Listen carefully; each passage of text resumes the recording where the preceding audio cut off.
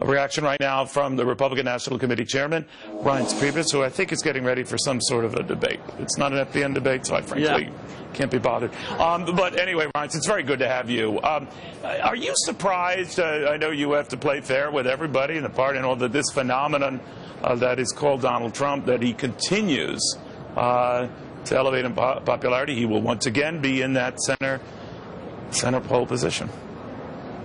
Well, I mean, no doubt about it. He's the front runner, and you know, it's early in the process. I know it doesn't seem like that, but actually, I think it's kind of you know, winding up the year and starting up again in January. But clearly, he's the front runner. He's saying things that a lot of people agree with, and so we'll see how it shakes out. I think there's a long way to go, and I think even Donald Trump would tell you the same thing. There's a long way to go.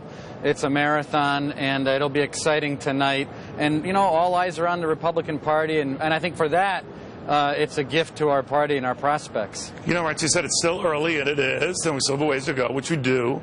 But it's almost, I read in between the lines, that you hope things will change in that time. Am I reading that correctly?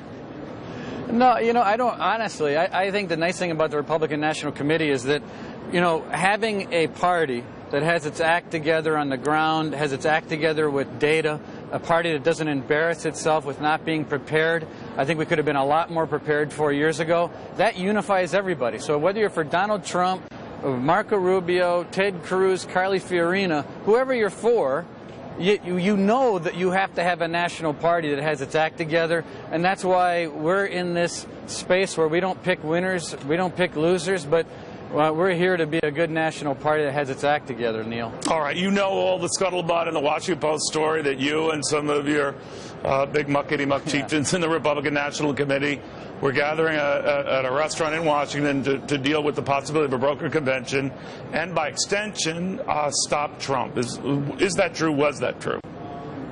Well, I think I'd be a little bit smarter than to go to a public restaurant and call a meeting to talk about something that you can't broker, or you can't engineer a brokered convention. I mean, but so no, this was a regular meeting, Neil. You could say that the party leaders, and I've said on this show that the math looks more and more likely that someone is not going to arrive in Cleveland with all the delegates they need to be the party nominee. Right, now, that might change there, what's the party, but that the math favors just such a scenario. Now, having said that, I don't think there's any harm in talking about a brokered convention. I think what bothered Donald Trump is what maybe you guys were trying to stop it. Was that true? No. I mean, we've talked to the Trump people. They know better. They know we're not meeting in a public restaurant with people to talk about how to engineer a brokered convention to stop people. I mean, well, it's ridiculous. Appears to think you guys don't like him. I don't think that's the case. I think if you ask him about what he thinks about me and the RNC, just like he did over the weekend on Fox and Friends, he said the same thing. They're treating me well, they're treating me fine, they're treating me fairly. That's what he would say if you ask him the question. My point is, though, to the premise of your question, I mean, I just want to make sure it's really clear, because there's this narrative out there that's ridiculous, which is that I was calling a meeting.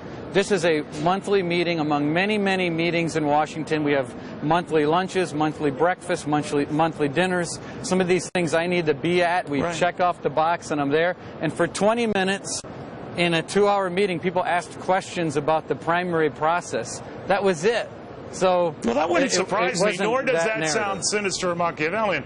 But it gets me back to the point, I get some little interpretation, I guess, that is there concern, or was there among the so-called big wigs like yourself that Donald Trump could pull this off, that he'd be damaging to you? There was a fear that I guess some thought in the party that he's alienating Latinos and women, that I think it was Senator McCain who said if he got the nomination, he'd take the party down to defeat. We could lose the Senate, I think were his words.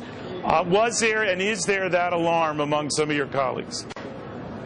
No, it wasn't that at all, Neil. It started out, hey, is it true that 20-some% of the delegates could be awarded on Super Tuesday of March 1st? What does a winner-take-all mean? What does a hybrid state do? What does it mean when a state is proportional? How many delegates does it take to be at a convention? I mean, the most rudimentary types of questions that we would brief the media on on a weekly basis. So, I mean, that's what we're talking about. I think the right headline of that meeting would have been, RNC chairman attends routine dinner that he's attended for 6 years, and for 20 minutes people asked questions about the primary process. That's not as fun as the RNC chairman calls a secret meeting in Washington, D.C. to talk about how to engineer a brokered convention. I mean, all right, well, then I'll ask you about what you had on the menu in another interview. But for now, I do want to ask you about, do you worry in that event that you have a lot of candidates still in the race, you do face a scenario where no one has enough delegates? What are you going to do in that event, or what are party officials looking at doing in that event? Or do you think that someone arrives in Cleveland with the delegates they need to become the nominee? I said it before, I'll say it again. By the end of March, mid-April, I believe that we're going to have a presumptive nominee, just like I always have. I'm not backing off of that. Nothing presumptive nominee doesn't mean they have all the delegates. It's just like Mitt Romney was in April of 4 years ago. So I believe that we'll have a nominee at the convention. But if, and if that's for example, Donald Trump, you're perfectly okay with that? We're going to support whoever the nominee is, and we're going to have a party that's better than it's ever been before. All right. Reince Priebus, good luck tonight, and we'll see you in about a month for the FVN debate.